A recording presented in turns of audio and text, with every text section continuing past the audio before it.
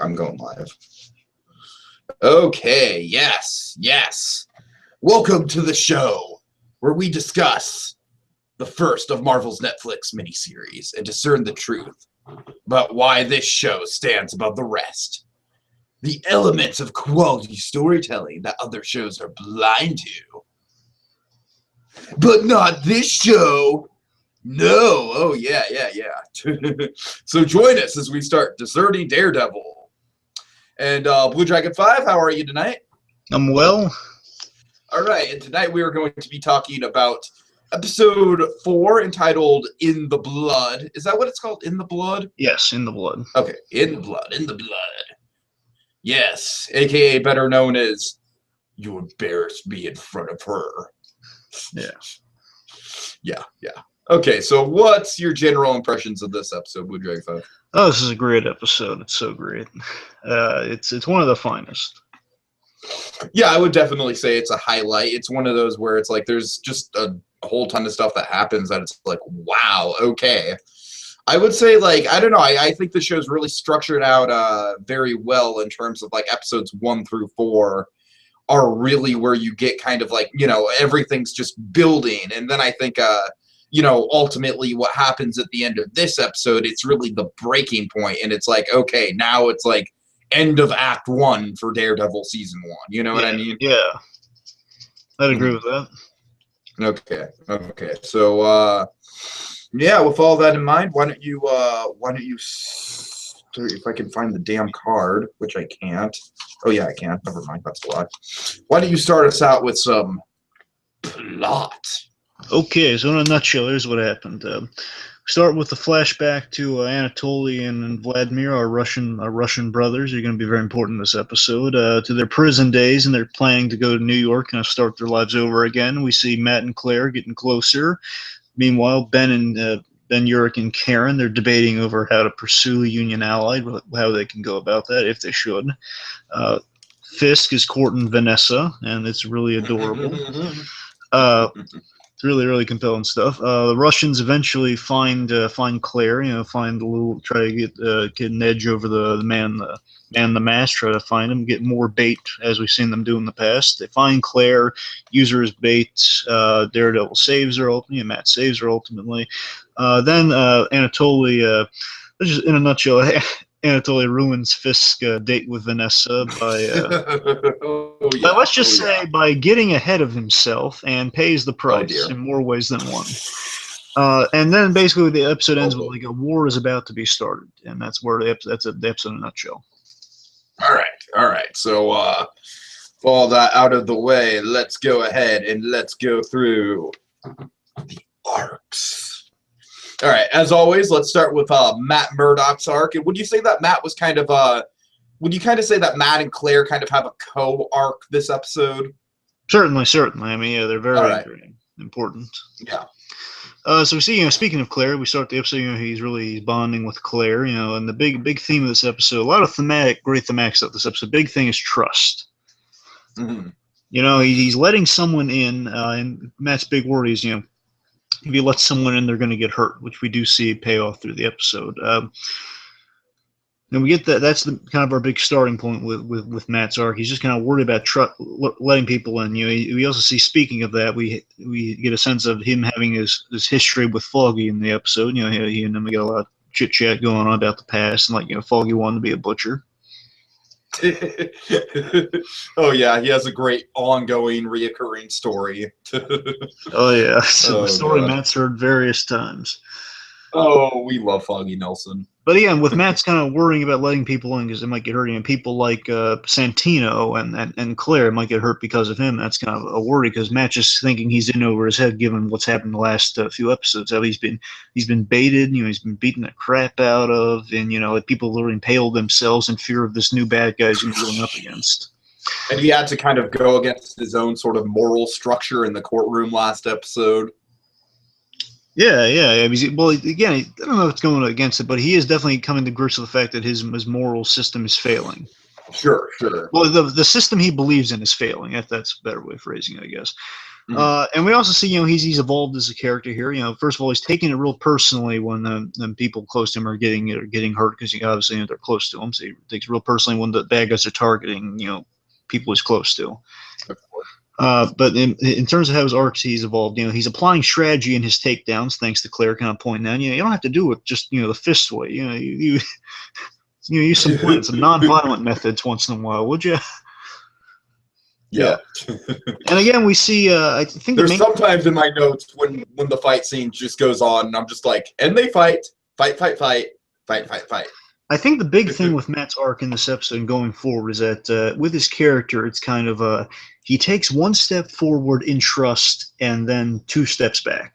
One step forward, and then he gives Claire a phone to contact him, and he lets her in. Basically, he'll take a step to let her in, and of course, it backfires 2 big steps. One being her being put in peril, and getting hurt. So 2 steps back, and then of course by the end of the episode, he takes 1 step forward by he lets Claire in a little bit by evolving and telling her, it's not Mike, it's Matt. No, Mike Murdoch's my alter ego when I fool people and think I'm not. No, I'm kidding. But no, seriously, he does let her know. It's a really sweet scene. It's Matthew. My name's Matthew. Really nice. So let's see anything else here. Again, we see just important parallel here. This episode is full of really brilliant parallels. It really is. Big parallel with Matt and Fisk's arc here, real quick, is that they're both Matt is stepping out of his comfort zone. We can talk about this for hours. We could, but we're going to try to limit here. So basically, yeah. Matt and the Kingpin, especially Matt here, Matt is stepping out of his comfort zone, like Fisk is, and of course, in the end of the episode, it backfires. But at the thing is, it backfires in the episode, but there's a glimmer of hope at the end of both. So obviously, glimmer of hope with Matt is like him letting her in on the secret, and then giving him a little bit of a pep talk. With Vanessa, it's her not being completely turned off to what she finds out about the Kingpin. Right. So yeah, there's like a glimmer of hope, despite the fact that it backfires big time for both of these guys. Both these guys are big reflections of each other. God, man, I didn't even think about that when I was watching this for the first time. Again, they really go out of their way. Like every single episode, what is happening to Matt is also happening to Wilson in some way. I will argue that the 3 most important in terms of the paralleling episodes, the 3 most paralleling episodes between Matt and the Kingpin. It has to be it's 4, it's 8, and it's 13. Definitely 8 for sure. Yeah. 4, 8, 13 too. Yeah, a bit of 2. Yeah. 2 if you want to just show the other side of the parallel, but yeah. Oh yeah, sure. Okay, let's see. Anything else? Oh yeah, the big thing we get really in dialogue here is this brilliant line that again, just the best paralleling line of the whole episode. Matt wants to make his city. I want to make my city a better place. Which, of course, is the exact thing the Kingpin wants to do from his point of view. It's fascinating to have a protagonist and an antagonist that are not only so very similar, but they literally want the exact same thing. Yeah. Oh, yeah, and again, also we see Matt in this episode using fear as a weapon in one of the best sequences of the episode. We're going to talk about a little later on in a different segment. Sure. He uses fear as a weapon, and he's becoming a symbol to the kitchen. He's becoming a symbol to the kitchen, as Claire wonderfully points out towards the end of the episode, and she's giving her little pep talk. And, of course, becoming a symbol for the kitchen is something the Kingpin also tries to do. Mm-hmm. So again, really great paralleling here. So speaking of parallel, let's go with the episode's kind of thematic parallel. It's really kind of well set up and well paid off by the end here. If I can transition to our next segment, unless you want to say anything about Matt here. Our next character arc. Yeah. Let's go to our Russians, Vladimir and Anatoly, or Vlad and Anatoly. Okay. Our brothers here. Part of me kind of feels like, I'm not sure if I'm like just accidentally stereotyping because they have a similar accent, but I do think they have kind of a similar backstory to the Maximoff twins. I kind of equate them a little more towards the brothers from Breaking Bad. Okay. The twins? Okay. Yeah, right. The cousins from Breaking Bad, I should say. You know what I mean? Like they're cousins of Tuco. Uh-huh. Yeah. Yeah. I kind of equate them to that, but also like you get this like basically in dialogue more. But then again, it is also subtitled, so it's kind of literally the same thing, I guess. Anyway, so we see right off the bat at the beginning. I love how this episode's formatted, by the way. I love that. For the first moment I watched this episode, I was like, man, that's brilliant if they were going to pay this off the way I think they are. And they did, in a way.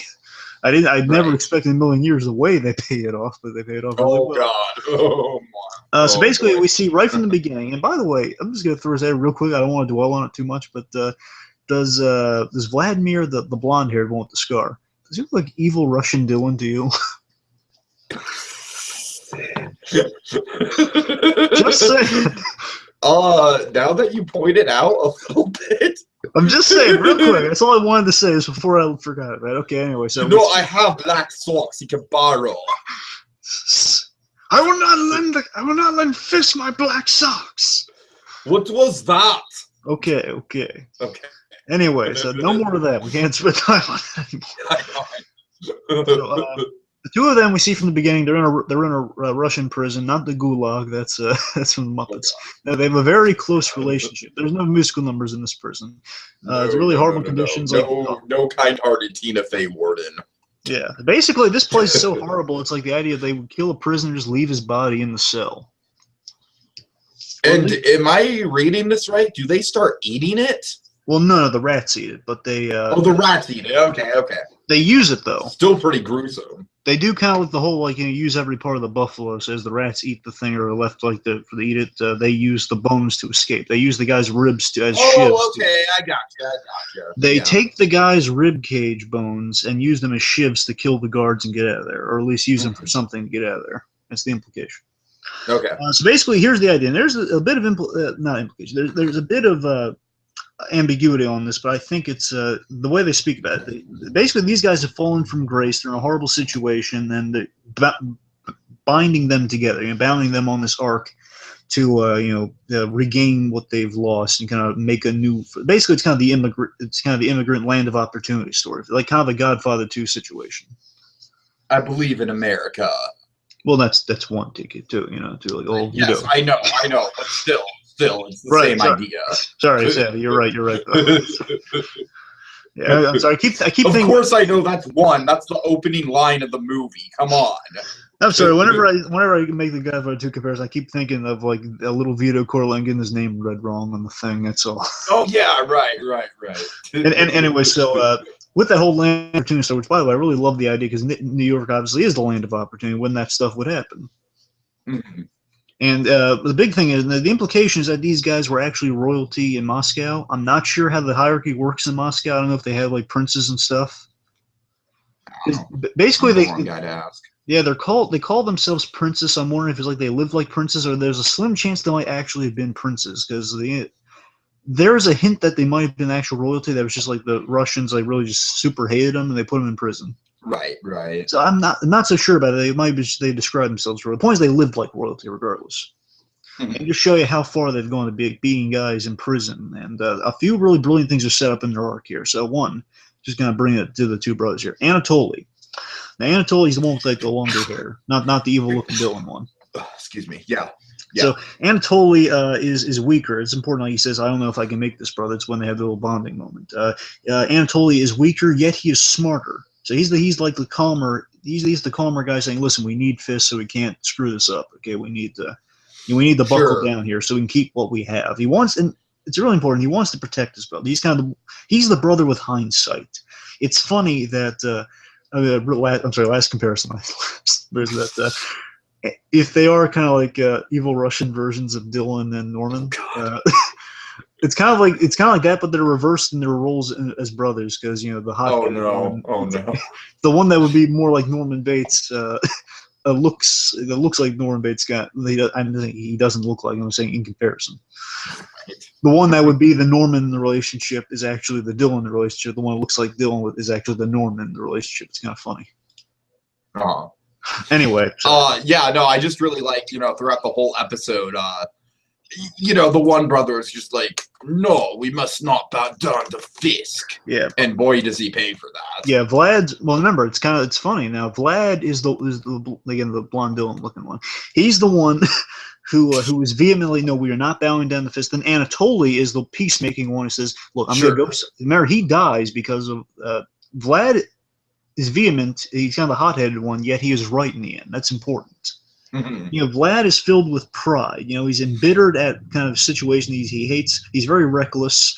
He he's right in the end, and he goes through very violent lengths because he does a lot of violent things. Because remember, he's the guy who goes for the bones as shivs from the guy in prison, Right, and right. he's the guy who uses like the epinephrine to get information from the game, the adrenaline in the guy to get the information.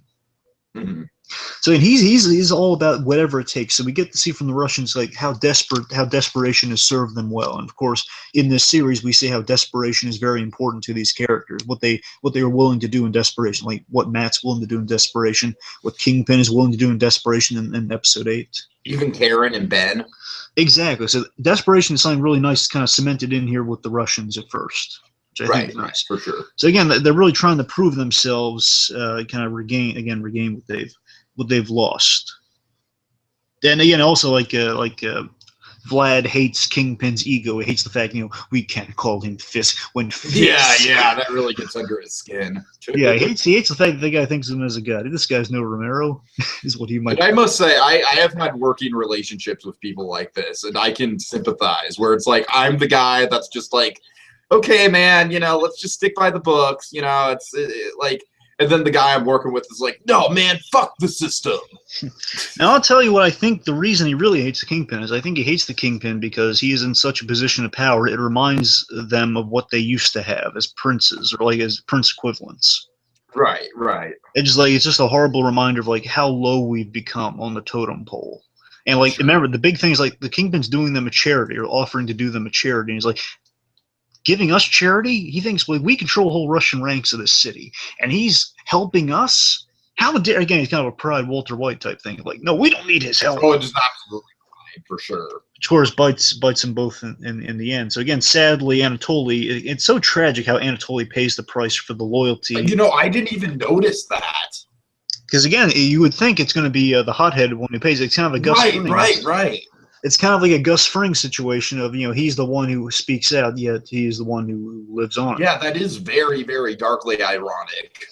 So again, it's so sad that Anatoly's the one, again, he's so hopeful too, and he's really humble and just nice about it when he kind of barges into the Kingpin's date. Mm-hmm. And he accidentally ruins it. And I love how it's so sad when Wesley's like saying, you did the right thing, but you could have just called. Yeah, Wesley knows what's up. Yeah. And I think it's interesting. I thought of this really interesting thematic thing, Tiki, with Anatoly.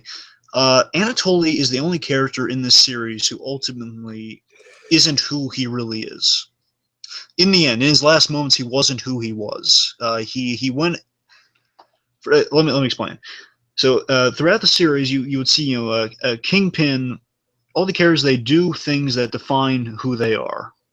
Now, right. Anatoly buckled. He acted not of something he and his brother wanted to. He went against what he and his brother as a unit wanted to do. Okay.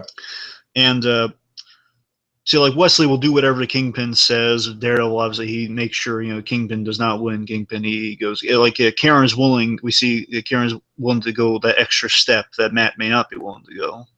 Sure. Towards the end. Basically, everyone in their last moments is true to themselves. Anatoly was not true to himself, what he and his brother wanted. He buckled to the Kingpin. He acted against who he was as a character, and that's what led him. That was kind of foreshadowed his demise in a way. Yeah, very, very brutal. You see what I'm saying, though? Oh, yeah. Yeah, and again, it's like, of course, ultimately his fate is a huge motivator for grand plans. Oh yeah. So again, the Russians' arc was very, very important. Of course, I love how the lingering effect of the Russians, like how the Russian aspect of this cabal factors into everything. Yeah, it's really interesting. Like it's like a good novel. You know what I mean? Because it's like the Russians, they're really only in the story for the first third, but they really kind of linger throughout the whole thing. Yeah, and again, you see what I mean though with like this grand dynamic of how it's like how so well set up at the beginning. You have the Russians like Anatoly's the weaker brother, and at the end he's the one who dies. Yeah, absolutely.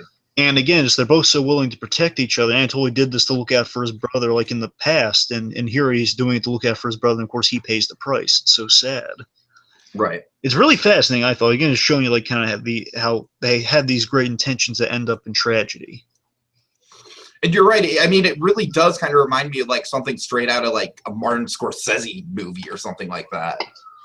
It's like the Russians, all this series, have been acting like they're in their own movie. Well, I mean, I would wager to say that all the villains act like they're in their own movie, specifically like Madame Gao. Yeah, you're right. Like she could just be having like a Breaking Bad style. I think actually something going down over there. Well, I think actually what I'm convinced, I could be wrong here. I'm like 90% convinced because the marking cameo. I'm convinced she's going to be a big villain in Iron Fist. Oh, that'd be really cool. I'd really like that. I am like 90% convinced she's because she has the steel serpent on her drugs. That's Iron Fist's symbol. It has to be. Okay, is that? Yeah, that's all I got for the Russians. Unless you got anything. No. Okay, so who do we move on to now? Karen and Ben. What is two guys? Karen and Ben. Okay, they have some really good stuff going on. So I guess the first thing that we see about them is let's see. Their dynamic is developing from kind of like informant to partner. Ultimately, it's their main arc. Sure, exactly. Yeah. It's like Karen's like just says, Mr. Urich, I have some information for you. That's how it starts, and then he shoots her down. And by the end of it, like he comes around on her and says, "Oh, we're partners in this." In breaking. So I guess it kind of starts out with them kind of discussing some of the various patterns. Yeah. Specifically the pattern of people hanging themselves, and also people from the Union Allied. Yeah. I'm sorry, Union Allied. Yeah, people from Union Allied kind of dropping dead. It's like a lot of coincidences. Yeah. Oh, by the way, I think it's a brilliant name for the Kingpin's organization, because think about it, that's what his whole mob group is. Kind of like they're a union, and they're all allied to the Kingpin. Right. Just something I just thought was kind of clever. Yeah. So yeah, we see kind of the great dynamic we have between these two. It's like this experienced, grizzled reporter who is whose fire is the best thing about Ben's character arc in this adolescence here is that it's kind of his reporter fire is reignited by Karen coming to him with this information. It puts him back out in the field. He finally has a good story to sink his teeth into, and a little glimmer of hope for this story. Sure. And, Karen is on the path to becoming kind of the new Ben. Yeah, I really like I really like how she's kind of just trying to remind him of sort of the great reporter that he used to be.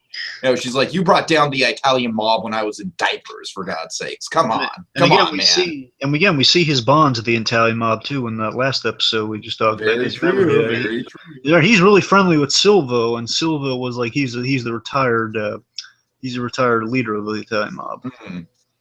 So again, I think it's really interesting that she's ultimately. I think I could be wrong here, but I think ultimately she's going to become the new. I think she's becoming a lot like Ben. That's her arc. I definitely think that's going to be her role in season 2. Just kind of this green on that role. Well, she's become so experienced. I think that's her thing. She'll become as grizzled as Ben will ultimately. Exactly. Yeah. And of course, like in her green, her green reporting skills, ultimately at the auction. She makes a. Oh, she's a great seed. she makes a big mistake, and thankfully, Ben saves her. Yeah, it's really good timing on his part. Speaking of the auction, let's just take let's put a pin in that for 1 moment before we just say any last things on it. But let's talk about Foggy's arc, because the auction ultimately pays off for Foggy. Okay. So yeah, Foggy. I mean, he's just. I really like how they're using Foggy in these early episodes, because he definitely becomes much bigger of a character in like the later half of the season. But for now, he's just kind of sprinkled in there. He's laying foundation on him right now. Right. He's got the eel in him. He's got the mighty eel powers. Yeah, I like how we see his arc is this small thing, but it's really humble. It's really nice. It's like he has this doubt in the path. Basically, he goes into this butcher story. Basically, he has doubt in the path. Basically, he has this doubt in this path he's chosen for himself of like becoming a lawyer, because the family's kind of pattern is like you become like a blue collar job. Mainly, like mothers particularly basically the family, and especially his mother, suggesting you take up being a butcher. I could see him as a butcher, actually. I could also see him as a butcher. I could also. And he says, well, no, butcher life sounds pretty cool too, but I wanted to be a lawyer. And again, he's saying, Oh. I could be a butcher right now. I could, like chopping cuts and everything. He has this. He basically Foggy at this point, because they're in this early career. I like how Foggy's done it with Matt right now. Is that he's just worried that we're not there yet. He's just really worried. Are we ever going to get there? Like we don't have any proof of being a business yet. Like right now we're just right. Remember, this whole series starts with them just 7 hours into their official practice. Like you can just feel for them. I mean, especially like in the economy, it definitely reflects like where we are now, kind of in the job market. You know what I mean? They've only had 2 official clients, and one of them just turned out to work for them, and the other ones they nose up to no good. Exactly. So again, it's kind of amazing. They only really have 2. They're about to get a really awesome client. Yeah. Hello, you there? Yeah, can you not hear me? I can hear you. We're going in and out for a moment. Oh, I was just saying, like in a couple episodes from now, they're going to get a really awesome client. They are. Senor Foggy. Well, yeah, it's not even a client. It's more like a pro bono job, I'm pretty sure. So, I mean, again, it's rare. It's not even clients, almost. Very true. Very true. Yeah, it's just kind of, it's like the idea of the Nelson Murrays, they take on a lot of pro bono clients. It's always kind of a miracle how they stay in business. Mm-hmm. It's like you'll see actually in the Daredevil movie, there's a fun gag that they got paid in sporting goods supplies, and that's why they always have like balls to toss around the office and stuff. And that's why they even have references. It's even like it's not a reference to the movie, just reference in generally. They're always like kind of funly tossing like the little toy balls and stuff in the office around. Like they play catch and stuff. Right. It's like Foggy was like playing with a baseball when he's just like walking around the office, like tossing a baseball. Pay off. Yeah. It'd be funny if we saw like a company softball game with the Nelson and Aaron and Matt. yeah, with them and also probably with Landman and Zach. Mm-hmm. Funny. Oh God. And Marcy would be like shortstop or something. Right. I don't know. Okay, anyway, so so again, way Foggy's arc goes, he goes in this butcher store that Matt's heard 1,000 times, saying, my mother wanted me to be a butcher. And you know what I told her? Yeah, that's the thing. He doesn't even tell you what she said exactly, does she? I don't think so. No. Well, no. He just says like I told her I want to be a lawyer, and he doesn't really say why, but he says because I told her I wanted to be a lawyer. And you know what she told me? I don't know. And then basically just kind of goes into like I never thought we'd have to bail out an electrician who said it, like not an electrician, but like a guy who says, I think it's like a drunken electrician who set his house on fire. Because the idea is like the guy just fell asleep because he was in a drunken stupor and he had a lit cigarette and it burnt down his house. That's okay. To be fair, they've had a few lines, but they've been unseen primarily. Yeah, like I didn't even catch that whole thing. But it's a lot of minor stuff, though. So to be fair, I guess that's right. Maybe they should go into elder law. Maybe that's what they're doing wrong. No, I'm kidding. But it's really nice that Foggy's big thing. So again, Foggy's big thing is just he wants the small indicators of a business, of like a thriving, like a sign of hope, and literally a sign. It's also what he wants. Last episode, remember, he wants a sign. Very literally. Because otherwise, he has the sign that you'll see is on Tiki's left. Indeed, yeah, if you can see it. Yes, I know I can. And anyway, so basically he's saying, we need a fax machine. Foggy, I don't think they use fax machines anymore. Well, we don't know that, do we? Because we don't have one. And also like saying, when we worked at Landman and Zach, so they're starting to see the idea, and they worked at Landman and Zach, and maybe it wasn't a place to help out the little guy, which is what Matt points out why we're doing the right thing here. We're actually helping the little guy. That's what we want to do. Which, of course, is what Daredevil's all about. And speaking of that, he mentions like, they had elevators and they had, muffins. You know how much I'd love to have a basket. How much I'd love to have fresh muffins in the morning. Oh God. Which we get. I love how we get that paid off, by the way. Anyway, so of course. So ultimately, it gets paid off. Just the idea, when Karen kind of delivers on Foggy's, I think it's one of the most well acted moments in the episode, by the way. Again, compared to everything else in the episode, maybe hard to point that out, but you know, this is a really good understated Foggy moment here. When Karen she bought the office supplies to save her skin. Right. Outdated office supplies. It really is really brilliant the way they brought the fax machine there. That'd be the only way you could get a fax machine, you know, if it was, it was from the 90s. Oh, it's really fun. And you know, Foggy is just, it's really a great moment acted. Well, the actor who plays Foggy. He walks in the office. He's like, "Well, what's this?" And his eyes are drawn to the fax machine. Doesn't say anything Mhm. really. His eyes. And she like Karen just apologizes and apologizes. Well, you know, I'll pay for it. And says, no. Well, you know, because we needed proof that we're a business essentially. And then he got his recognition of like, hey, we got a fax machine. All right. All right. All right. I can do this now. We're Just, legit. it's so nice and so simple. I love it. You want to give Foggy a big old hug, don't you? Give Foggy some Foggy some free hugs. I'm reaching for the sign. Oh no! Leave Berman out of this. Yeah.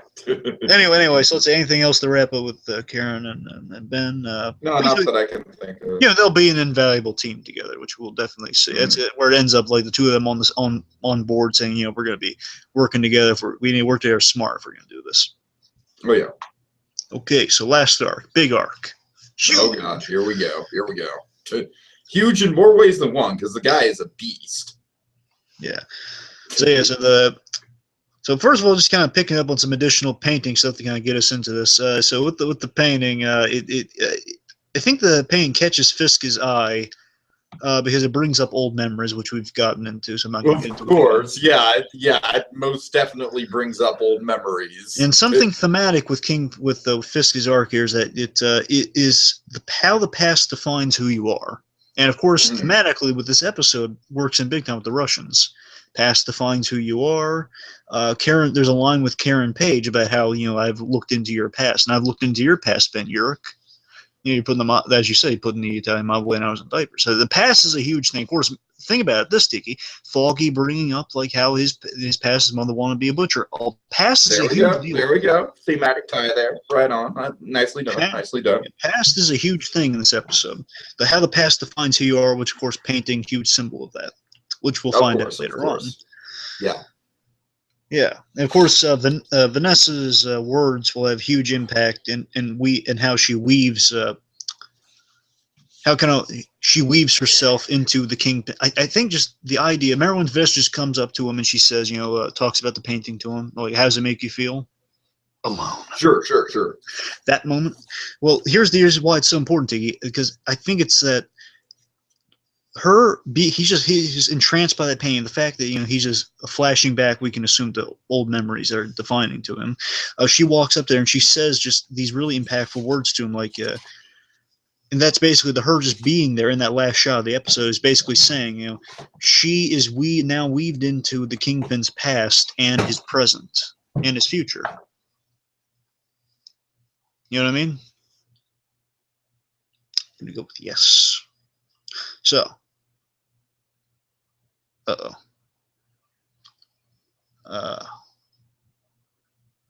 Tiki? Oh boy.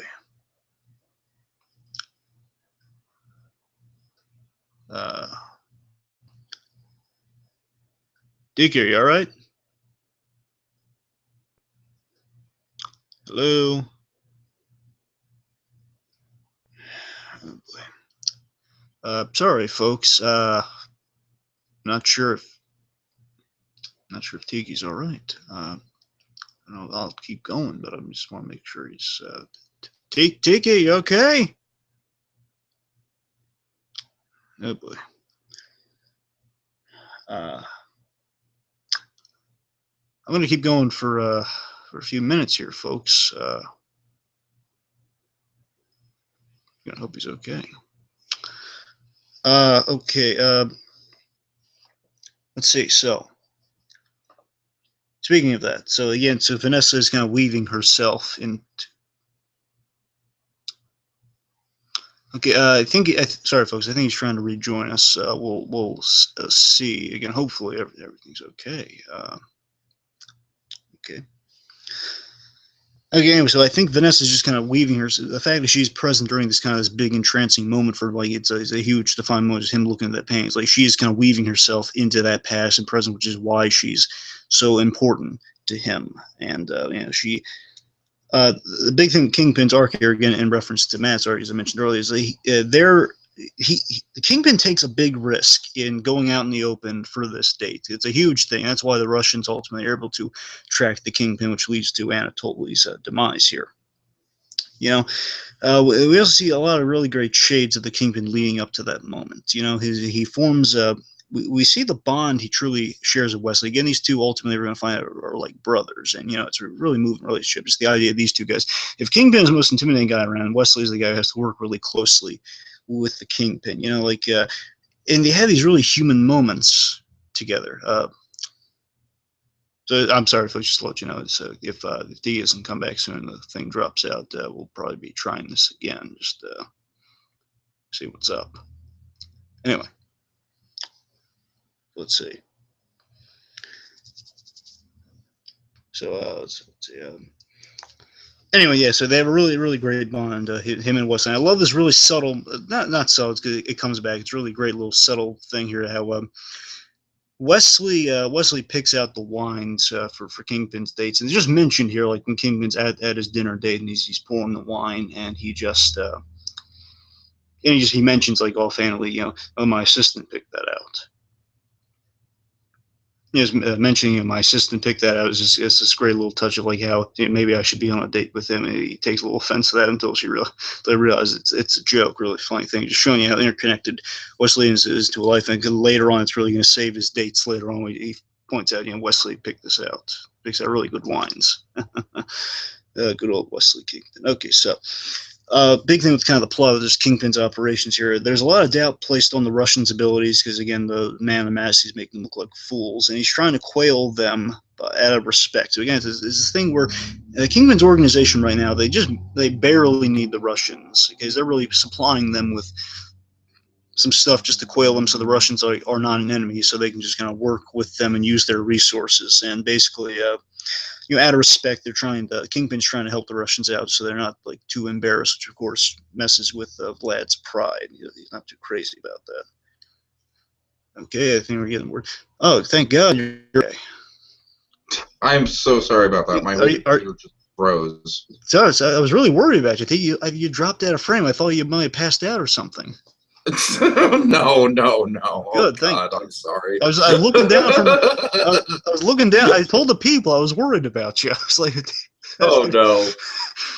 So what happened was I dropped my speaker and then I bent down to get it. And then my internet cut out. So it probably cut out when I was bent over, and it just hung on this, right? Yeah, no, it's like when you looked. I looked down at my notes for a second. I looked up and I thought your eyes might have rolled back and you went down. I didn't see. So worried. Okay. Anyways, where are we? We're on Kingpin. I went through like the whole how Wesley wonderfully picked out his wine. Oh God! Oh, I love that. I love how that comes back too. That comes out really well. I'm kind of talking about the operations right now, like how they're basically keeping the Russians on out of a show of good faith, and how he needs the resources right now, but they don't really need the Russians because they're troublesome. They can't deal with the man in the mask. Again, he's got let's talk about the relationship between him and Vanessa real quick. He has a really beautiful relationship with Vanessa, really wonderful. We'll talk about that just in a moment. What dared to be different, though. Sure. So again, I think the last thing to talk about Kingpin before we move on is that the best line in the whole episode that thematically fits in with our episode titles that the city is in his blood. It drew him back. Again, Kingpin has a lot of Charles Foster Kane in his character. He really does, yeah. Because the idea is like at age 12, and we're going to find out why age 12. At age 12, he left to go on a farm for a while, and he ultimately came back because. Yeah, I love how that's kind of just casually dropped. And let's just say blood is a huge thematic tie-in to episode 8, by the way. Again, blood is a really important thing in this series, and again, I love how the blood justifies itself for why the series is so gruesome, because the blood is a thematic necessary thing. Yeah, but yeah, exactly. And it's not like this series is just like, oh, let's make it all bloody and gory. Ooh, Let's see how close to the Punisher we can make Daredevil. No, it's not like that. But still, just basically, Kingpin saying, "The city is in his blood. It drew him back to change it, to make it better." Because I love also in the relationship between these two, Vanessa sees something in him kind of based on that, which kind of draws her back. So again, the city draws him back, and he draws her back, mm-hmm. which is nice. And of course, after the date is ruined, let's just say, God, Fisk loses it after his date is ruined, and he's none too pleased about that. And of course, we get the wonderful line. Let me just play the. Go ahead. I'll play the line now. Save the violence for later on. I have a bit of the violence. I've been waiting for this. Okay.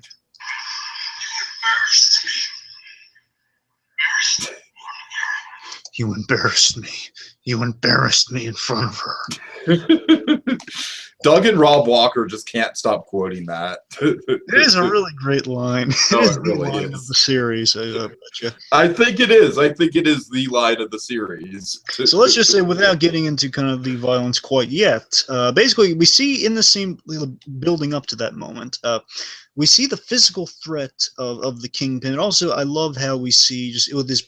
Let's talk about D'Onofrio's performance in general for a moment here with the Kingpin. Oh God! Oh my God! Yeah. We haven't really touched on that because again, he's been really well seated in kind of in shadow. We got like a line of him from last episode. Now we get a true performance from the guy for the few scenes. And my God, he steals the episode. I think he does. I mean, he steals the whole show. I mean, come on. Certainly. Everyone's good in this series. So again, it's really hard to not. Yeah, but even still, I'd say Kingpin steals the show. Yeah, he does. He's just so great. D'Onofrio, I think the big thing with people notice is that D'Onofrio, he chooses his words very carefully and very well. Yeah, he chooses his words very carefully. And but the cadence and delivery. Cadence and delivery is he's just got this matter about him, like where he's just kind of like a man-child in a way, you know? The man-child, but also like the shy person. Right, right. He's like, I love like kind of the stumbling on the words and the repeating words. Like in the clip we just showed you, he says, "You embarrassed me." And then there's a bit of pause. And he says, "You embarrassed me in front of her." Mm-hmm. Mm-hmm. Yes, that. Yeah, and it just weaves its way throughout the whole show. It's just his matter of speaking, and it just works so well. One of my favorite things, and I kind of it was like my follow-up for blinding moment, but it's a really subtle thing. I'll bring it up now. Is I loved how I forgot to mention this actually last episode. One of my favorite little touches is that he plays uncomfortable so well. He does. He really does. And one of my favorite little moments, it was in the trailer, that's why it stuck out to me, but I just love seeing it over and over. I could watch it over and over again. I love seeing it's almost kind of like, I think we mentioned this on Better Call Saul also. It's kind of it's almost in reference to Better Call Saul. It's I love the pinky twitch on the Kingpin. Yes, absolutely, absolutely. I just shows you how, again, it's the guy in the black suit against this white background with like just the hand, like the pinky and the fourth finger, just that little twitch on the side. You know, yeah, just like he's so uncomfortable that it's just in the score in the moment too of like just like a little ping. It's like ping. It's like he's held together by a few strings, you know. Strings. Yeah. Okay, anyway, so let's see. So again, we see the physical threat. The guy said one of the great things from the comics of the Kingpin here is kind of debatably brought to life in the show. It's not said concretely, but you can kind of see it with this fight. Kingpin. One of the brilliant things of the Kingpin is that, you know, he looks like a big guy, and in the series, D'Onofrio is as big as he can get without, of course, do stuff. The brilliant idea of the Kingpin that Stanley even put back in the day is that he is only 2% fat. right. The Kingpin is actually a really good fighter because he is all muscle. Sure. And basically, I love how long the show makes us wait for that fight between him and Daredevil for the first time. And we get kind of three, debatably 4 mini fights with Kingpin. Mm-hmm. 3 mini fights leading up to that, and then of course the fourth one, the big fight. Sure. So again, they really have that well. I like how they do address the guy physically is intimidating. Also, I mean, they got a bit of that kind of more just like expectantly in the movie of like, you know, Kingpin has to fight Daredevil. No, here it's like shown this guy actually has fighting capabilities. Mm-hmm. So So yeah, the guy is literally, he's Kingpin bowling ball type thing. So again, he's really a physical threat, but also I'm we gonna see. take off my hood because it's giving me a headache. Well, no, you didn't have to keep the hood on the whole thing. You just need to keep it on the open. I told you to take it off after you did the thing. Okay. Just say that now. No, I'm just kidding. Well, after I thought you might have died. Oh God. That's what you get. Okay, anyway, so we see also Kingpin as a man who really formulates a smart game plan for changes with a lot of collateral damage. That's his main character arc. It's going to be reoccurring throughout the rest of the series. He wants to make changes at the cost of whatever it takes to get it done. Again, Dare I say, almost kind of an Ozymandias sort of philosophy? Yes. Mm-hmm. Oh yeah. Okay, so where did the episode dare to be different? How did Dare to be different. Yes, I'm sorry for this card. I can't find the good card right now. Okay, so like we said, I think a lot has to be said for just how gruesome that just the evolution of the violence throughout the course of the series. So let's start with the elephant in the room here, or the bloody elephant in the room in this case. Let me give you there's a new thing I've been experimenting with. I'm being facetious when I say this. Let me give you some of Murdoch vision here. Oh God. This is basically a Murdoch vision of what the violence are referring to is. So basically, after the Kingpin has Anatoly on the ropes for his big blunder. Again, poor Anatoly just bursting in on the date when he just should have called. Passengers on the left side, sir. He's on the passenger side, sir, and this is very good, Wesley. Door opens, goes him out there, beats the crap out of him, says, "You embarrassed me in front of her." Then proceeds to beat the crap out of him. He's on the floor, on the ground, trying to scurry away, and then Kingpin gets him in the moment, like close to the open door of the car, and then. Oh yeah. Let me play Murdoch vision for you.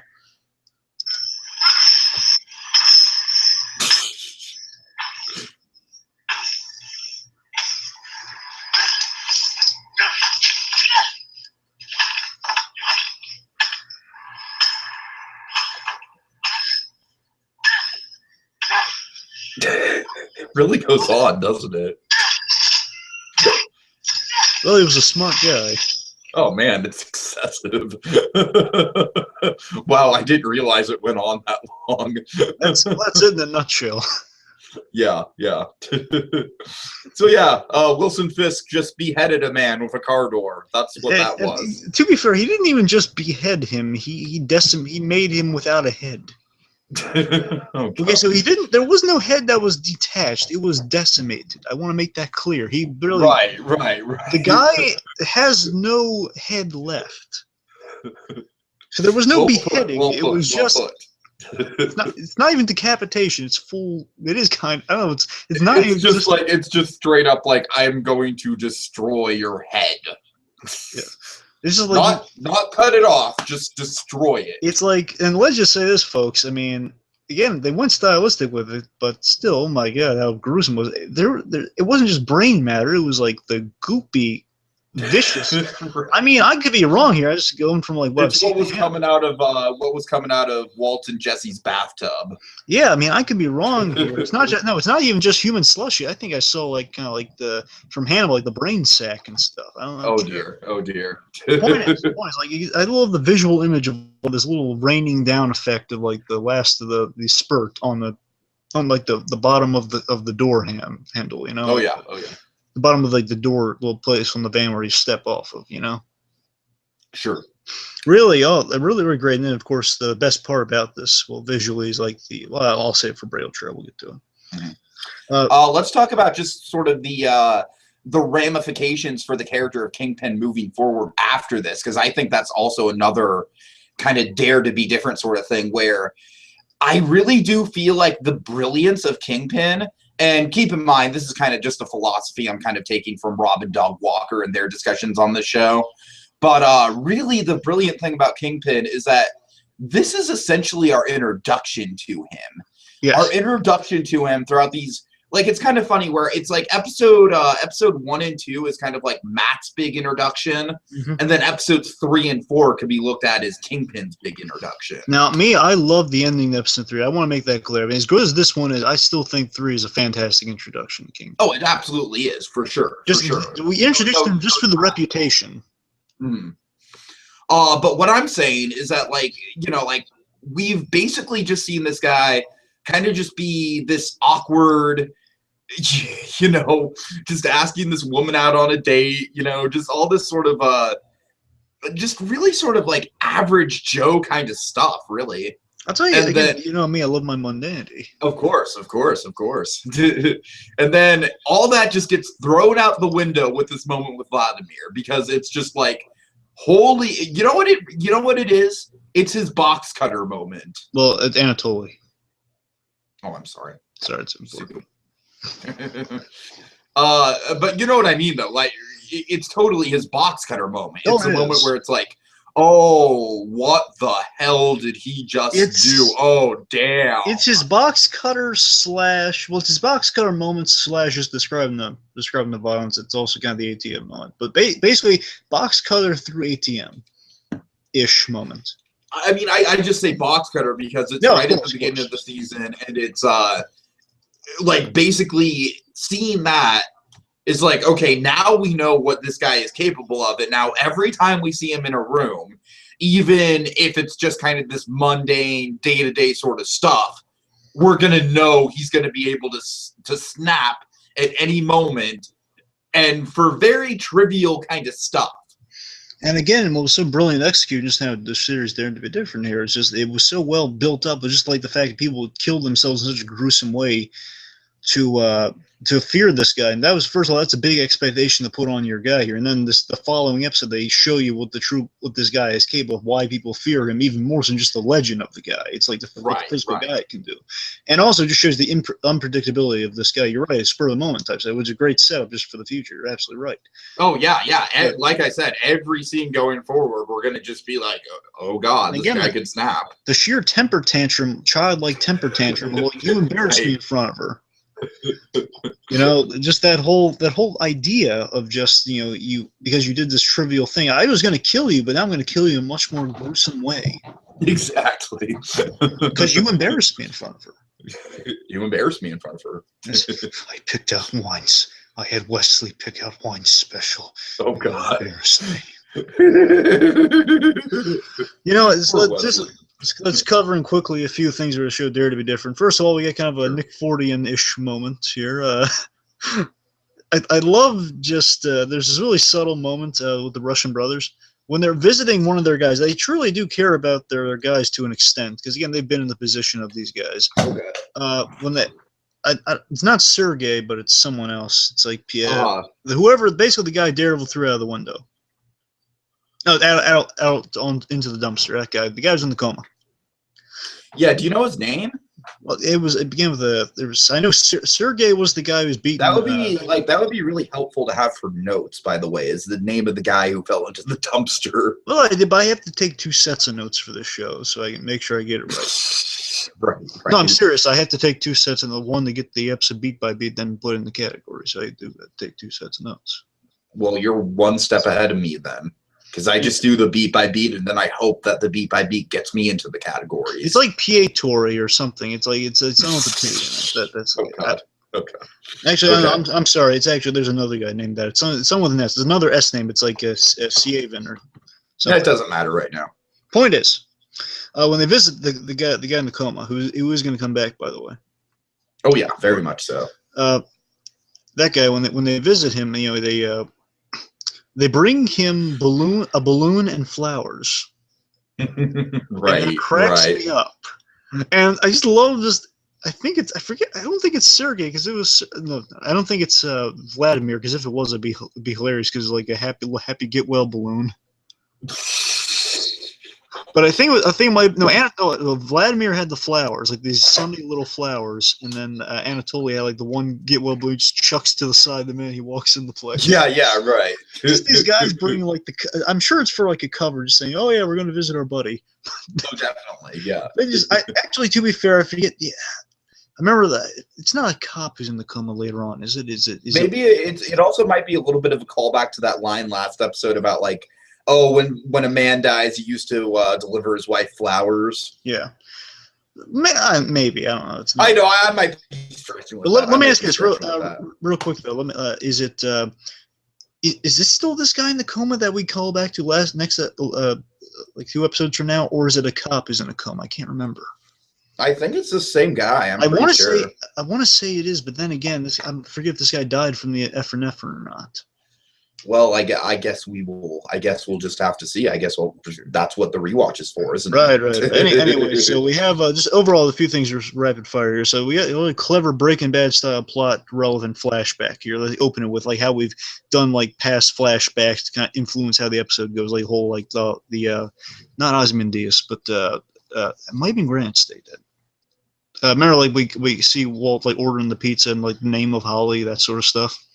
That was Ozymandias. Oh, that was Ozymandias. Yeah, okay. Right. Yeah, so you have like stuff like that. Of course, in Better Call Saul, it's all over the place. The whole like Jimmy in the mail room, so stuff like the mail room, the copier. Yeah. So we've seen it done there, but we also see it done here, but also kind of with even greater relevance of how it fits so thematically, how it calls back in every single way towards the end there. Mm-hmm.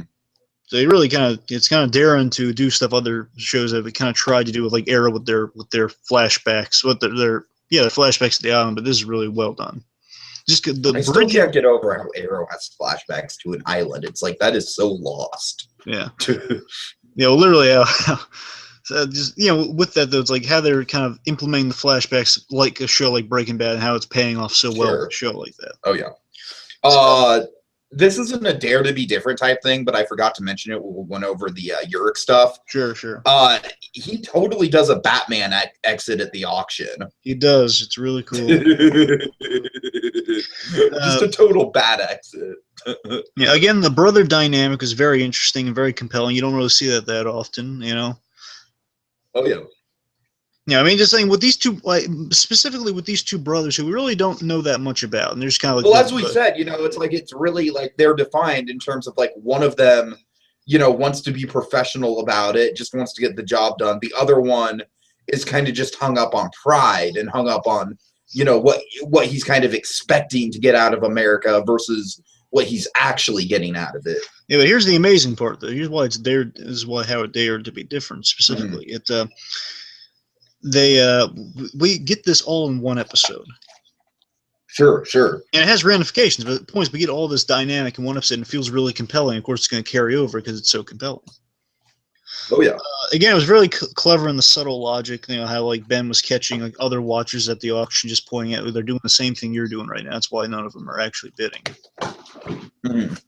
Like that. Again, the city was really nicely used as a character. We get to see these great bits of like just kind of we're given the sense of history through kind of the experiences and stories throughout the episode. Like how I feel like as the show goes on, Hell's Kitchen just gets to be more and more and more of a character, and that's one of the big strengths about it. Of course, like Kingpin saying, as a boy, I grew up in this city, and basically everyone telling me how they grew up in the city. Think about it. Kingpin says how he grew up in this city. Again, the whole past dynamic. Foggy. Everyone. It's like how they've gotten to know this city. And Karen, to episode 2, she mentions like how she sees the dark corners of the city. And these guys who actually have lived every single corner of the city. It's interesting how Vanessa's kind of the one outsider in all of this. Yeah, it is interesting. But also, she's been Kingpin has this really great line saying like how he's trying to make the city a better place for people like you. So, like, I guess kind of newcomers to the city, like people just freshly experiencing the city. Which is kind of interesting. That's kind of like an interesting parallel to real life Hell's Kitchen, because real life Hell's Kitchen is like fixed up. Yeah. Well, you know what? Actually, let me take that back. Let me say, I think it's actually more so because she's announced, because she's a foreigner of some kind. I think it's just him saying, I know what it's like to be an outsider of some kind. Right. I'm sure people look at you a little differently because you're from somewhere else and you're in a really metropolitan city here. So I'm trying to make it better for people like you, people who are ostracized like myself, which is a really deep connection. I really love that. Okay. So let's see anything prevalent here. Again, I've told you, like it was said in excess here, Matt and Fisk's parallel is absolutely excellent. It's so. Throughout the whole thing, it's just fantastic. Yeah. Of course. See, again, there's something with that parallel. I think the best parallel with these two is that the female characters, both of their female characters, are very engaging. You know, Matt with Claire and Fisk with Vanessa. They're both attracted to engaging, fascinating women who could almost carry their own shows, almost. You know. I could totally see a night nurse show. I really could. I could see like a Vanessa miniseries, you know, like just like I could see that, yeah. like Vanessa's like overseas adventures. I don't know. Oh God. Or what if it's just like a kind of like an antiques roadshow type thing, but with her paintings? Maybe. God. But you see what I mean? There's like, you see the Fisk and Vanessa's relationship is truly fascinating. It really is. And I love how it gets. Oh, it's great. It's wonderful. It is, in terms of like justifying for how it dare to be different. They're like, it just shows you this is the seed of all the shows right now, all the superhero shows. They've gotten relationships so wrong. Oh God, yeah. Like I said, I keep hearing all these terrible things about this Laurel person. Yeah, the Arrow, and even as a show as good as The Flash is Iris, she, again, let's just say the relationships need a sudden jolt. Again, Gordon and Tompkins is okay. They're okay. Yeah, they're okay. Again, I like Tompkins, and I just want them to do it better a little bit. They're better than Barbara. She's better than Barbara. That's all it's sad to say Gordon and Tompkins are the best relationship. Well, until this show came along, they're the best relationship. Right. Point is, the relationship. This is pretty much the best relationship you've ever seen in anything live action superhero related. Ever. And how it dares to be different is that relationship is completely with the villain. And it's a great way to sympathize with him right off the bat. He's so endearing from the get-go because just the guy humbly asking for a date. And of course, the best line ever he says here is like, I'm trying to remember so I don't screw it up here. He says, she says, well, usually when someone wants to ask me out, they when I say I'm working, they buy the whole gallery. They offer to buy the whole place. Yeah. And then he says this line. I think it goes like something like this. He says, "Hey, you're kind of stealing my moment of awesome here." Oh, I'm sorry, I didn't. Yeah. No, I'll save it. Sorry. Yeah. No, it's not good. Point is really great relationship, and the build really paid off nicely with all that. Of course, I love let's just say I love the honesty thing that comes in later episodes. I love it so much. Oh yeah, absolutely. Yeah, that's. I love how he buys back kind of the failed dates later on. He really does. Yeah. That's very genuinely. Again, also they're changing up the action very properly with the style. So every fight in the show has been distinctly different and really cool. Of course. So you know, like shipping the shipping container fight, obviously the hallway fight. He's interrogating guys. In this scene, the big action set piece, of course, when he I'll touch on it little briefly. Mm-hmm. When he goes into the cab garage. Really great stuff there. Yeah. All right, I think that's a good transition point, don't you think? Sure, yeah. Okay, so with that in mind, I don't have sunglasses, so I'll just cover my eyes. Ooh, I'm blind. Let's get to the blinding moment of awesome. Oh yeah. All right, you want to go first? Sure. So my blinding moment of awesome is, as I said, well, one is just like, I love the simple moment of just him springing into action, just running down like kind of the alleyway, just kind of like jumping from the building, just the way he springs into action. I love that. But he just like tosses the cane to the side too. But importantly, here's my favorite moment. My favorite moment, blind moment of awesome to me is just. It's basically just him saving Claire, period, but I just love a particular... And you've mentioned before you just love superheroes saving people. Yeah, especially Daredevil. Of course, we love Claire. And Claire's a trooper, by the way. Man, she's such a strong character. We're not giving her enough justice in this discussion, but we were talking about... No, we're not. You're right. We're not. So, point is, Claire, as we always mention, fantastic character. Here, like, she gets... technically, she's bait, but she's really awesome bait. She gets captured, but she's a fighter. She's like kicking around. If Rosario Dawson, as anyone would tell you, does a fantastic job in this show. Again, I want her to be the linchpin in all the Marvel shows. Like she's duct taped, and she's been beaten with an aluminum bat, or being threatened to be beaten with an aluminum. Right. Bat. That's a really intense scene. However, then also the point out, she's been beaten a few times. Like she's been like thrown around and beaten, like she's bloody nose and stuff, and she's beating the crap out of her. Poor Claire. Not as bad as Matt was in that one episode, but still pretty bad. And again, and not nearly as bad as Matt's going to be in episode 9, but we'll get to that. I'll tell you the sad thing, though. At the moment, there's one moment I don't know how to read it. When they're about to beat her head in, again, they can't kill her because were told not to kill her. But again, though, they're told not to kill her, but still the guy's kind of reckless. Sergei's the guy beating her, which again, if I were to stretch, I'm not saying this is the case. I'm just saying if we want to look for Spider-Man parallels, could be Craven, maybe.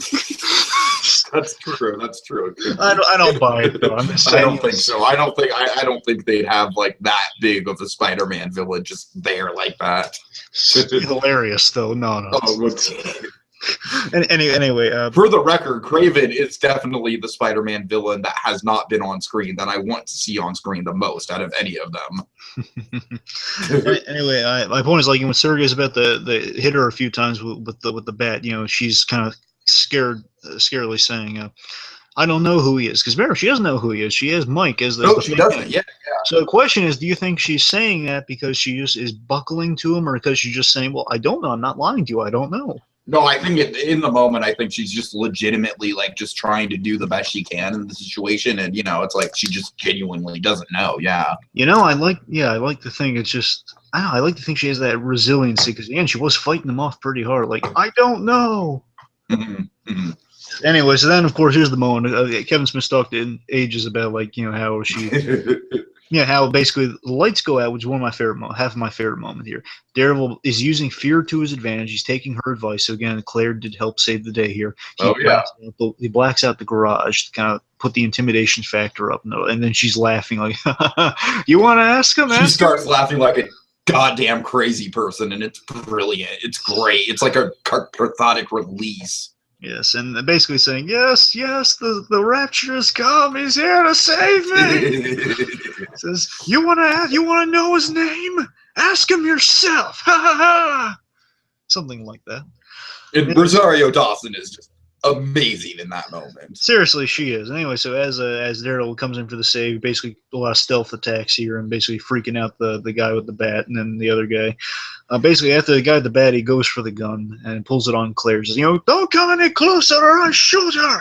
Mm-hmm. And then here's my favorite moment. We hear Daredevil again. Charlie Cox with his brilliant portrayal of Daredevil. Here's just that quietness, so like that whole the best listener of version of Daredevil. That's like the great thing about his performance as Daredevil is that it's like the opposite of Christian Bale being like. Rrr!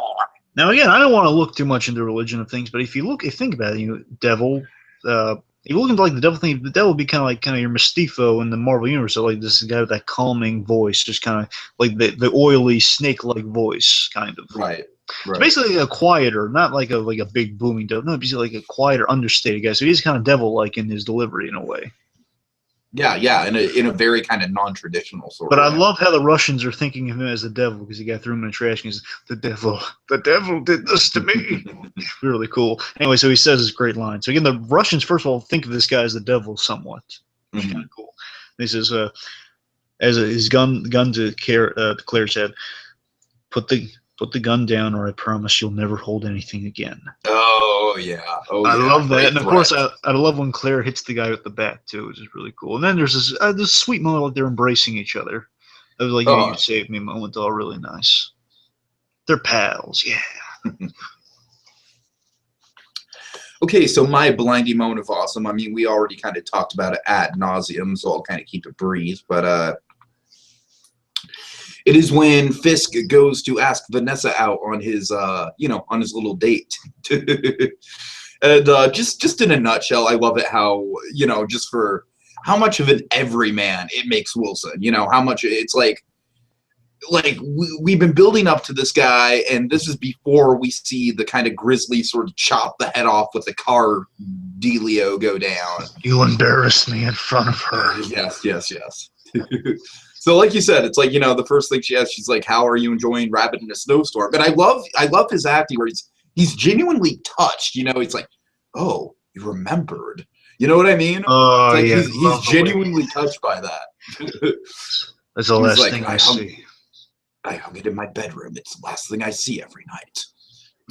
She's like, oh, that's either very romantic or very sad. Oh, it's I like to think it's the former. Oh, man, this Kingpin's so charming. I love this guy. It's great. Yeah. Yep, despite the fact he kills people by destroying their heads. Mhm. And then, yeah, as you mentioned, she has that line about, oh, well, usually if a guy wants to ask me out, they offer to buy every painting here so I can close up early. And then Wilson, he comes up and he's very genuine about this. He's like, a woman who can be bought isn't worth having. A woman who can be bought isn't worth having. And I think right there, that's exactly what kind of draws Vanessa to him, is his lack of focus and interest on material things. You know what I mean? I love, by the way, the reason she brings that up, I love the fact that after I love talking about the Kingpin makes me love him even more. I'm sorry. I love the moment when after, again, he just so humbly comes up to her and says, I'd like to ask you to dinner, if you'd like to accompany me to dinner. And then she says, well, I have to stay late tonight. They're like, I don't get off for a while or something. And then he walks away, and you'll notice, it's really good. It's really great. As he walks away, he goes for the cufflinks. Oh, yeah. He fiddles with the cufflinks, and he's going away. Just, again, it's so self-defeated. Like, well, I tried. And he's going for the cufflinks as if he's kind of starting to come loose a little bit, just trying to reassure himself. Just showing you like that insecurity is harkening back to the reason for those cufflinks, which we're going to talk about. And just when he does that, then she says, usually people don't give up that easily when they ask me out. I love that. Yeah. It's just so endearing, so great. You love the guy for it. And she's like, well, I'm partial to Italian. So it am I. Seems like paint. It seems like art isn't the only thing that we agree on. Oh my God, he's so charming. All right, so yeah, that is my moment of awesome, just because it just sets everything in motion for the spectacular romance that is going to be Wilson and Vanessa. And of course, I love the ending of that. Again, I love just a little glimmer of hope at the end of that. Kingpin is such a smooth guy. Yeah, he's so endearingly smooth. He's such an endearingly smooth guy. And towards the end there, smooth probably because he's bald, and that's pretty funny. Smooth. Such an endearingly smooth guy. At the end of it, he just says, he's kind of it's interesting. He's putting his business. It's kind of like Michael Corleone in the Godfather movies. Now, Michael Corleone in the Godfather movies, when he comes back from after Apollonia, right. She likes to drive. After that happens to her, he comes back and he treats relationships like a business arrangement. And Kingpin uses his business skills to woo her back in the end, when you think about it. Because he says to her at the end of the episode, he says, I'll go away if that's what you wish. But if you didn't feel at all like you were having a good time tonight, basically saying, give me a chance if you admit, I'll leave if you would tell me you did not feel a moment of joy tonight. Right, yeah. And she says, like, I'm not sure. And basically saying, I might give you a chance. Which is, it's so sweet. Yeah, maybe. Yeah, really nice. Okay, so let's see. All right. Let's make a Braille Trail. Yes, the Braille Trail. I don't know why I say it like the whole mail time thing from Blue's Clues. Oh man, I didn't catch that. That's brilliant. Keep that. Mail time. Braille Trail. Okay, so we get, as we mentioned, Foggy and his butcher story, which we're going to see a bit more of that when we get to some flashbacks later on. Sure. Ben and Karen partnership. We're seeing that. We're going to see that kind of develop, how they work together. So, the beginning of a beautiful friendship. Going to see how that ends in tragedy, perhaps. Mm-hmm. There's a couple big things with Wesley. The wine. Yeah, with Wesley and the Russians. First of all, he just says, well, Gao and Nobu expressed disappointment. Mm-hmm. And it's like, oh, yeah, they do. Oh, yeah. And then, of course, there's also talk about, oh, well, iron suits and hammers. Iron suits and magic hammers. Yes, Wesley had a fantastic line just saying, well, how can a man give you so much trouble? I mean, if it was a guy in irons in a metal suit or some dude with a hammer, I get it. I'm thinking of Guy Pearce, I'm sorry. Yeah. Or man, I'm sorry, what was the line? Really? Hold on. Or the guy with like a magic hammer. It was a guy in iron suit or a guy in a magic hammer. All I have written down in my note is iron suit or magic hammer. So I don't have the exact word. If the guy had an iron suit or a magic hammer, I understand that. But come on, guys. Sure. It's really, really fun. So, yeah, I that's also, gonna I really love the moment, where, oh, I'm sorry, I get the brothers' names mixed up. Who's the brother? Anatoly's the Dylan. Anatoly is the one that gets beheaded. That's like the one with the brown hair that gets beheaded. Okay, the evil Dylan is Vlad. So Vladimir is the one against Fisk. Yeah, evil. Okay, so I love the moment where Vladimir is like, you tell Mr. Fisk, and then we don't say his name. You tell Mr. Fisk. Oh God, I love Wesley's reaction too. By the way, a lot of discontent comes from the Russians, and by the way, so Vladimir is going to have a very important role, especially when he comes to grips with the man who he's going to believe may have killed his brother. Right. Okay, with Karen and Ben, I think maybe when Ben mentions he looked into Karen's past activities, maybe we're going to get a little bit more into that in season 2, perhaps. Yeah. However, I mean, her activities get a little illicit. I'm wondering how far they're going. Then it's TVMA, so we'll see. Right. Yeah, I'm wondering. I wonder how the show's going. I'm not trying to be that guy. I'm just saying I wonder if they are going to approach it, because I mean, in some versions of the character, pornography is in her past. Oh dear. So I'm wondering if they're gonna go that far. Mm-hmm. I'm just saying. Could be. I'm just asking. Whatever it is, it's definitely a nice little Easter egg, because we as comic fans, we know that she's a character with a very sort of nefarious kind of backstory behind her.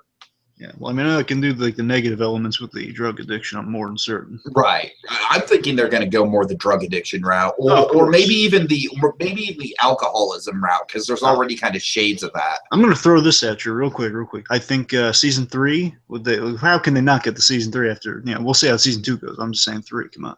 Season 2 would have to really bomb spectacularly. Exactly. Even if it was just mediocre, I think we'd still get a 3 out of it. I don't know. Exactly. But, I mean, look at Heroes season 2. That was shit, and we still got to season 3. I'm gonna say this. I think season 3, Born Again.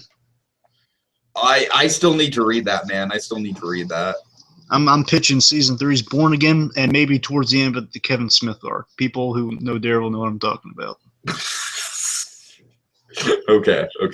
So we've already kind of mentioned this, but Foggy definitely has a thing where he misses the elevators, which is going to come back in a glorious way.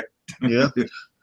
Okay, so a big thing here, just the theme of blood, just kind of the thematic theme of blood, because again, episode's in the blood. Now, importantly, again, we've seen in the opening and the closing of this episode, remember, it's kind of a bloody thing when the guy's just, when Vlad's just going into the guy for the ribs. Oh, yeah, big time. Yeah. And there's a lot of blood in the closing, obviously, with the whole,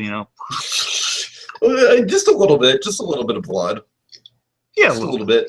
And also, again, ultimately, I think kind of the main thematic thing with the blood is that it kind of leads to the kind of a lot of red in the series, leading to the Daredevil costume. I mean, probably the blood of Christ too. I mean, that's probably on the nose, but it's there. Yeah, maybe. I mean, sure. I think especially like in the Nobu versus Daredevil fight, that's definitely kind of the case. Sure, definitely. And of course, the biggest thing here's the biggest cool thing I noticed rewatching the episode. Now, remember, after Kingpin kills Anatoly, right? He has this great moment. There's this fantastic moment, Tiki. He looks at himself in the reflection of the car door, and he sees blood spatter on him. Now, you'll notice, now, without giving it away, in episode 8, there is a very identical shot of a blood spatter Kingpin, and let's just say it's as if he's looking at his past in the reflection. I did not notice this. And importantly, with the connection here, Wesley is the guy who gives him the hanky to wipe the blood off. So in a way, he's kind of that supportive figure in that moment. Mm-hmm. Oh yeah. To wipe the blood away. So something to bear in mind. Food for thought, folks. Just that blood spatter shot. Oh, yeah. I mean, there's a very small chance it could be coincidence, but how can it be? Come on. I don't know. Not with the way that this show is written and comes together. There's no way it's coincidence. You don't hold on an awesome shot like that. Like you can just like having that great. I just love how D'Onofrio kind of plays like the whole discomfort of like I'm gonna turn my head to the side here. Yeah. Also, you know, it'll definitely come up a lot more later on, but we definitely got set up with the cufflinks. Now this is, I'm reading into this one with the blood, the last thing with the blood. Okay. You'll notice Wesley gets a little bit on his suit, so maybe that's a bit of minor foreshadowing. Foreshadowing. A little bit. That, I know, maybe. look, that's a big stretch, I know, but I'm just saying I'm just saying he wasn't really that close to this. Well, then again, he was close to Spatter for a moment, so never mind. It's also, I mentioned there's something set up here really cool for the next 2 episodes. It is mentioned that the cab company is also used in the operations for Zhao's, Madame Zhao's drug distribution. Right, yeah. So we're going to see that next episode when we see some transportation in cabs. So again, this cab company is still under Kingpin's control. And it has an integral role in it. Basically, the idea is the cab company is used for transport, not just of drugs, but probably trafficking and anything else they wanted to do. Indeed, like, if girls were taken to those shipping yards, they'd be transported by this cab company, I assume. Okay, let's see. Anything real quick? Okay, here's a really great little touch here. That Ben, we find out that Ben met Doris through his first story, his VA story. Right. Which I thought, rewatching, I thought that is the sweetest. That's how he met Doris. There was first story. It's so sweet. It's like serendipitous. And again, it's kind of nice that, you know, there's a lot of love connection in this episode. You know, Matt and like a really good dynamics between men and women. So you know, you have Matt and Claire, Ben and his wife. You know, Vanessa and Fisk. Really nice. Yeah. Let's see. There's a danger of looking into Union Allied and Fisk. That's been set up, definitely. You know, danger in looking into Union Allied or Fisk because it leads to a lot of people being found in rivers and stuff, according to Ben. Mm-hmm. You know, there's the big thematic thing here. There's real quick thematic things. There's a consequence of mixing personal and private life, which we saw big time with this episode. Of course, the ending of the Fantastic Four is talking about Love D'Onofrio even more. I just love when Anatoly walks in there. Kingpin is like, he has that crestfallen look, but then he composes himself and he's walking out of there like calmly. We have to leave now. I'm sorry. Mm-hmm. And they're walking out of there, and then I just love this, like, Mr. Fisk, we again, like an idiot, Anatoly. I mean, I feel bad for the guy. Still, the guy was approaching this very dumbly. Mr. Fisk, please, we accept your offer graciously. Yeah, right. In the middle of the restaurant, Anatoly, I understand. Let me bring up a plot hole that people have brought up. What do you think of the whole thing of, like, is it even possible for them to have gotten as close to that dinner as they got? No. The idea, it's well, no, Tig, it's not plot. I'll tell you why. It's because they did set up. Well, I'm just saying it because other people have brought it up as a plot hole. I didn't necessarily see it that way. I'll explain to those people because they set up the idea. 1, they've been tracking Kingpin, and 2, this is an anomaly. He's never gone out in public like this. Mm-hmm. So it would make sense. There would be an opportunity to find the Kingpin. Okay, makes sense. That's not a plot. I want to make that clear. Anyways, then just, you know. But I'm just saying, like, wouldn't you think that he'd have bought out the whole restaurant and then had guards all around him and stuff? Well, that's the thing. This is such an anomaly for King, but he hasn't thought that ahead on this one. Okay. He has guards. Don't get me wrong. He has guards, but he just thinks he can just get away with it. He's trying to integrate into society. It just shows you kind of the sad. It's very true, and that's important for him when it comes to his impression with Vanessa. This is interesting that at first, his first time on a date like this, he tries to integrate into society, and obviously it doesn't go well because his past comes back to him. You know, just like his other side. So again, the risk in taking those big leaps and the danger of the mixing personal and private life. Like, I want to have like a personal life here, but then my private life comes into the forefront, and I can't have that. He's like, "Oh, Wesley will take care of you," and then just like says, "Put him in the car." Really great. So again, there's taking a lot of risk in trust, which again, wonderful parallel between Fisk and Daredevil. He takes a risk in putting himself out there in the public for Vanessa.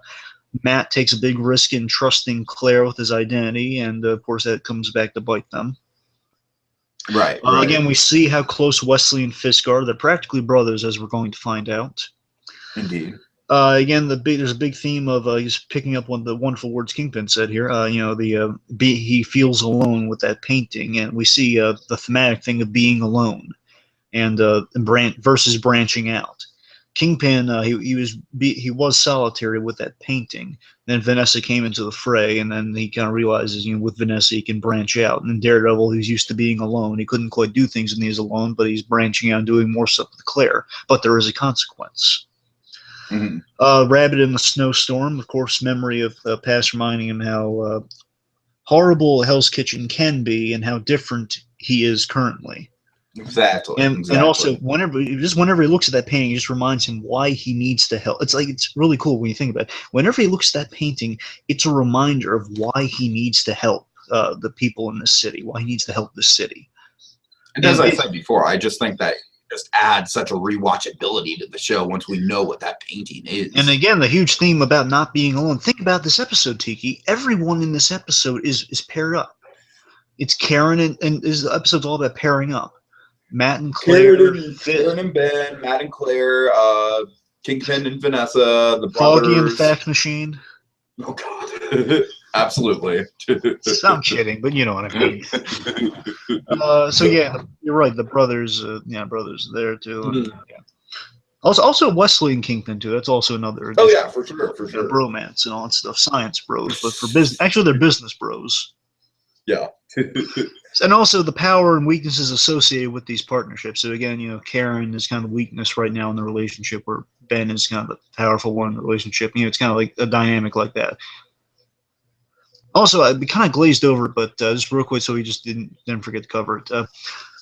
We mentioned, Claire has that wonderful moment where she kind of shows Matt that there is hope with Hell's Kitchen when you are here. You are a symbol for hope. You're showing us that we have a chance at achieving this stuff. Basically, she's giving him that pep talk. We mentioned briefly. Right. Just want to point out, it's a really great scene, just like her inspiring him, showing the power can come from these dynamics. She does make him more powerful, but of course, it's like a whole thing. You're making yourself weaker with having her around, but she is an asset, so you kind of need her. Sure. Yeah, it's not like, again, Matt's lost cause versus what Kingpin taking on a huge thing that he thinks is impossible, and Daredevil taking on a huge thing, which is taking down the Kingpin, which he thinks is impossible.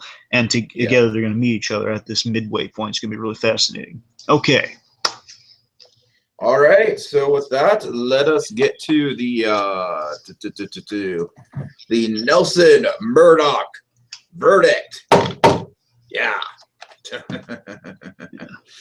Okay. Would you say this is the strongest out of the four so far? Out of the four, yes. Okay. I would not go that far, actually. I actually would. I'm actually kind of partial to episode 3 myself, to tell you the truth. Though. And God damn it, 2 is really good too. They're all really good. They're all so good. Yeah. I will argue that the pilot is the worst of the 4. Again, it's not like Pixar. There's not a bad one. It's just, it has to be ranked somewhere. I will argue the pilot was probably one of the weaker moments of the whole series, but it just gets so much better after that, and it's not like the pilot's even really a bad episode. I like a lot of the pilot. Obviously we don't dislike any of these episodes, but the pilot's just weaker compared to the rest of them. Of course. But yeah, I mean, like I said, I definitely think there's just a little bit more going on in Rabbit in a Snowstorm, but this is definitely very strong as well, and a great way to kind of put a cap on the first act of the season. Again, you know how much I love episode 3, but I think this one, for me, this one probably takes the cake, just how much sheer awesome is in this episode. Again, I think episodes 2, 3, and 4 are all just hands down. Like, it's very, very hard to rank one of them over the other. I mean, 3 and 4 practically kind of like they're linked together, so well. Mm-hmm. Anyways, okay, I'm sorry, you want me to get into my verdict now? Or? Go ahead. Yeah. This one's probably the best. It's one of the best in the series. Out of these 4, definitely probably the best. Even the 3 is really fantastically plotted, I think. And I'm just partial to 2 because of all the Jack Murdoch stuff.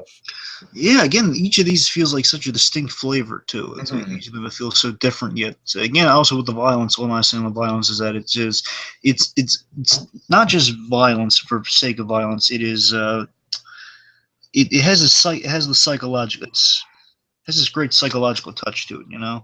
Sure. Yeah, it's like such character coming from just like such psychologically motivated violence. It's like true scary psychological violence. That's what I mean to say. That's it. just like seeing how he snaps like that and just goes into killing somebody. So it really had a lot of shock and awe moments in this episode. Really good. The relationships were really Fantastic. well done. Again, excellent parallels between Matt and King. But everyone had really great parallels. Even the humble moments. I couldn't think of any bad moment in this episode. You know, obviously for all these episodes, you almost say the same thing. I would say I can't really. It's hard for me to think of a moment in the whole series that I consider weak. You know what I mean? Exactly. So then again, just overall, last thing to say about is Kingpin. You stole the this brilliant episode. I mean, it's a brilliant episode. Everyone did such a great job, and yet he still stole it because he's the Kingpin. He gets away with it. This is the episode where it's like, if you're not hooked by now, then my God, like, what is wrong with you? Like, you should have been hooked by episode 2, like I was. But if you're not hooked by now, it's just like it's not going to happen. Like, I remember today I was chatting with a friend of mine who hasn't seen the show yet. And I kind of gave him, like, I had a similar moment with you. I'd seen in episode 2. I told him, no, it's not even that. He just hadn't seen it, period. And Okay. he's been out of the States, so that's why. So out of the country, I should say. Anyway, so I told him he's slowly getting to these shows like Arrow and stuff, or he's thinking about getting to these shows like Arrow. He's heard stuff, and he says like, I don't think Arrow's the best thing to get into right now. I know, like he hasn't. I don't think he's gotten into it. Just saying. Like, I bring up live. I have to keep telling him it's one of the best live action superhero shows you'll ever see. And he says, well, I don't know. I've heard some good stuff about Arrow, and then I said, look, 3's not good. 2, the other 2 are pretty decent. But let me tell you this. I reiterated to him, this is the best live-action superhero show you will ever see. Oh yeah, for sure. It's the best one yet. I don't know what they got down the pipeline, but right now is the best one. You have to watch it. Okay. I think that about sums up our feelings, right? Yes, just in the blood is truly. If you're that sums up so well. You're in the blood now. It is in your blood, like the Kingpin's views on the city. Like, you know, this show is in your blood at this point. You have to keep watching. Sure. Okay, well, that is all for now. Until our next daring installment of Discerning Daredevil. Excelsior! Yeah. Enough said.